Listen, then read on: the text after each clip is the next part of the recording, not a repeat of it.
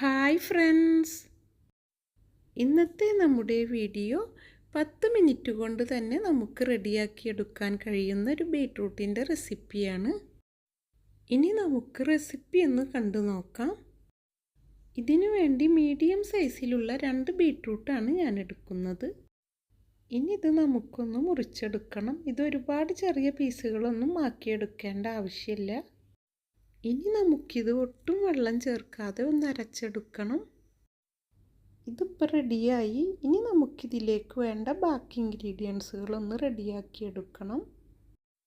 ഇനി ഒരു മിക്സിയുടെ ജാറിലേക്ക് ചെറിയൊരു സവാള മുറിച്ചെടുത്തതും 4 അല്ലി വെള്ളുള്ളിയും എരിവിന് ആവശ്യത്തിനുള്ള ഉണക്കമുളകും ചേർത്ത് കൊടുക്കണം.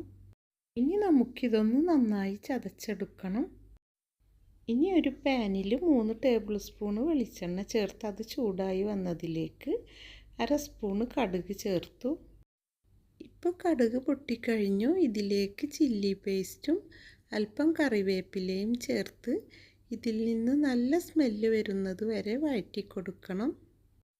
ഇപ്പോൾ ഇത് റെഡിയായി. ഇതിൽ നിന്ന് നല്ല സ്മെല്ലും വരാൻ തുടങ്ങി.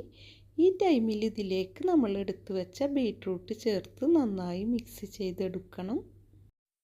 ഇനി ഇതിലേക്ക് ടേസ്റ്റിന് ആവശ്യത്തിനുള്ള ഉപ്പും 1 സ്പൂണ് വിനീഗറും ചേർത്ത് ചെറിയ തീയിൽ വെച്ച് ഇടയ്ക്കിടെ ഇളക്കി കൊടുത്ത് വേവിച്ചെടുക്കണം. ഇത് ഒരുപാട് ടൈമൊന്നും നമുക്ക് വേവിക്കേണ്ട ആവശ്യമില്ല. 2-3 മിനിറ്റിനുള്ളിൽ തന്നെ നമുക്കിത് റെഡിയായി കിട്ടും. ഇപ്പോൾ 2 മിനിറ്റ് കഴിഞ്ഞു. ബീട്രൂട്ടിൻ്റെ വേവൊക്കെ റെഡിയായി വന്നു. ഇനി നമുക്ക് അടുപ്പ് ഓഫ് ചെയ്യാം.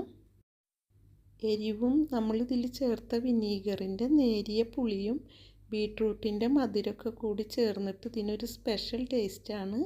ഉണ്ടാക്കാൻ വളരെ ഈസിയുമാണ്. നിങ്ങളെല്ലാം ഇതൊന്ന് ട്രൈ ചെയ്ത് നോക്കണം. ഇനിയും നല്ലൊരു റെസിപ്പിയുമായി നമുക്ക് വീണ്ടും കാണാം. നിങ്ങൾക്കെല്ലാം നല്ലത് വരട്ടെ എന്ന് പ്രാർത്ഥിച്ചുകൊണ്ട് നിങ്ങൾക്കെല്ലാം എൻ്റെ സലാം.